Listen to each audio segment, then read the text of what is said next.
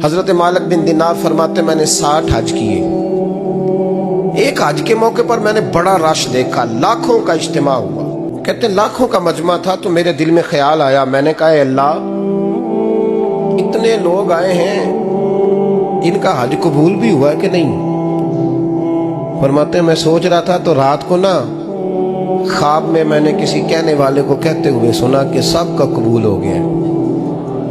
बल्ख का रहने वाला मोहम्मद बिन हारून बल्खी है, उसका हज कबूल नहीं।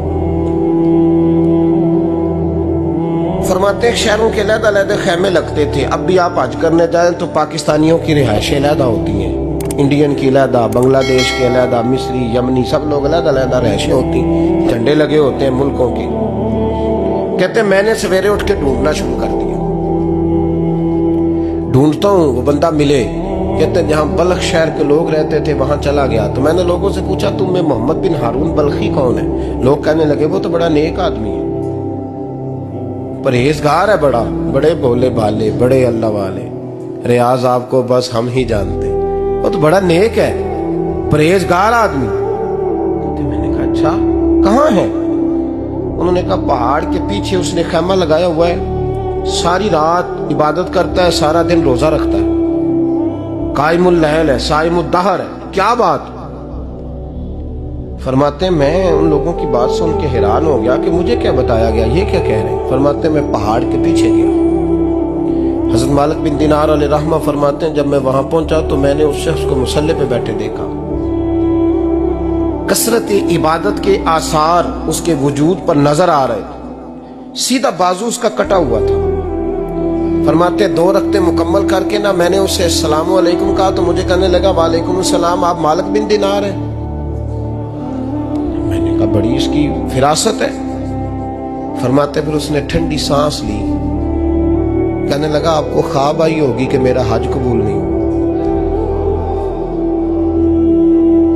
फरमाते मुझ पर और बिजली गिरी कि क्या कह रहा। मैंने कहा यार लोग भी तेरी तारीफ कर रहे हैं और तेरी बसीरत भी बड़ी है, तो ये माजरा क्या है। कहने लगा आप ना पूछें। ये कह के उसने रोना शुरू किया, देर तक रोता रहा। मैंने कहा नहीं यार तू बता। कहने लगा नहीं आप ना पूछे, आप नाराज हो गए। मैंने कहा मैं नहीं होता, तू बोल ना। कहने लगा हुजूर 24 साल हो गए मुझे हज करते हुए, 24 साल, 24वां हज है मेरा, और हर साल कोई अल्लाह का वली आके बताता है कि जा चला जा तेरा कोई नहीं कबूल हुआ। बेपरवाही वेख सज्जन दी जिथे किसे दी पेश न जावे, उन्हें ताजा वाले दर दर रोले ते मंगते तख्त बिठावे। आजम किसे नु कारा मिलदा ही कोई काबे हो खाली आवे। कहते हैं उसने मुझे कहा हुजूर 24वां हज है, हर साल कोई बताता है। मैंने कहा तेरी गलती। कहने लगा मैं अपनी माँ का नाफरमान। मैंने कहा वाकया क्या हुआ। कहने लगा हजरत अल्लाह ने मुझे दौलत दी, माल दिया, जमीनें दी तो मैं अय्याश हो गया। इमाम मालिक बिन दिनार रहमतुल्लाह अलैह फरमाते हैं मुझसे कहने लगा पैसे आए तो मैं अय्याश हो गया। रमजान का महीना था, असर के बाद मेरी अम्मा इफ्तारी की तैयारी कर रही थी, मैं गया, मैंने कहा शराब पी हुई, अम्मा रोटी दे। तो अम्मा कहने लगी शर्म कर, शर्म कर, रोजा रखा नहीं तो जिन्होंने रखा है उनका तो ख्याल कर। कहते अम्मा की बात का मुझे गुस्सा लगा। मैं कहा करता हूं बदनसीब है वो बेटा जिसका बाप उससे बात करते हुए डरता है कि पता नहीं कहां से बोलेगा। बदनसीब नहीं वो बेटा जिसकी माँ उससे बात करते हुए सहम जाती है कि पता नहीं कौन सी बोली बोलेगा। बदनसीब नहीं कि माँ बाप भी जिससे खोल के बात ना कर सके। हजरत मालिक बिन दिनार से कहने लगा अम्मा ने जब कहा ना शर्म कर तो मुझे गुस्सा आया, मैंने माँ को थप्पड़ मारा और मेरी माँ जलते हुए तंदूर में गिरी। लोगों ने मुझे पकड़ के अंदर बंद कर दिया कमरे में। सारी रात मैं शोर सुनता रहा पर नशे में धुत रहा। सवेरे आंख खुली तो मेरी बीवी बैग बांध रही थी। मैंने कहा कहाँ जा रही हो। कहने लगी जो माँ का नहीं बना मेरा कैसे बनेगा। मैंने कहा मेरी अम्मा का, वो तो लोगों ने रात को ही दफन कर दी जनाजा पढ़ के। तड़प के कहने लगा मुझे क्यों नहीं बताया। तो कहते हैं लोग कहने लगे तेरी मरती हुई माँ कह गई थी इसे मेरा मुंह ना देखने देना। मेरे जनाजे के करीब ना आए। हजरत मालिक बिन दिनार फरमाते हैं जब उसने ये बात सुनाई तो मैंने भी उसके मुंह पे थप्पड़ मारा। मैंने कहा तो इसी काबिल है।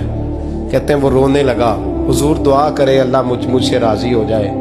कहने लगा जब माँ की इंतकाल की खबर मिली तो मैंने कुल्हाड़ी लेके वो हाथ काट दिया जिससे माँ को मारा था।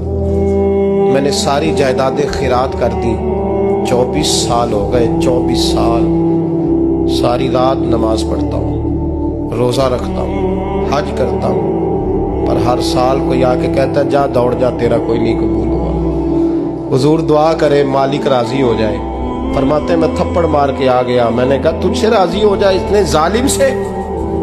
इमाम मालिक फरमाते रात को आके सोया तो मुझे ख्वाब में रसूल पाक का दीदार हुआ।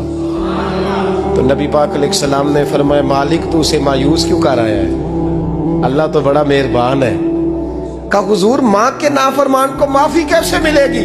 तो इमाम मालिक फरमाने लगे नबी करीम ने फरमाया जा उसे जाके बता दे तुझे कयामत में तेरी माँ की वजह से बख्श दिया जाएगा। कहा हुजूर अम्मा की वजह से किस तरह? तो महबूब फरमाने लगे इसकी माँ कयामत में इसके खिलाफ मुकदमा दायर करेगी रब करीम की अदालत में। ए अल्लाह मैंने 9 माह पेट में रखा, दर्द सह के इसे जना, जिगर का खून पिला के पाला और इसी ने मुझे कत्ल किया। रब करीम इसकी माँ का मुकदमा सुन के कहेगा उठाओ इसको दोज़ख में फेंको, इसने माँ जलाई थी इसे भी जलाओ। महबूब फरमाने लगे जब पकड़ करके मालिक उसको मोहम्मद बिन हारून को लोग ले जाएंगे ना जहन्नम की तरफ, अभी फरिश्ते घसीटेंगे ही तो पलट के फिर अम्मा की तरफ देखेगा और दूसरी दफा फिर घसीटेंगे तो पलट के देखेगा और तीसरी दफा फिर पलट के कहेगा अम्मा ये मुझे जलाने लगे, अम्मा ये जहन्नम में फेंकने लगे। मेरे हबीब फरमाने लगे वो जल के मरने वाली माँ वहां भी बोल पड़ेगी, कहेगी या अल्लाह चल मैंने माफ किया तू भी माफ कर दे। ऐ अल्लाह मैंने माफ किया तू भी माफ कर दे, अल्लाह तू माफ कर दे इसे।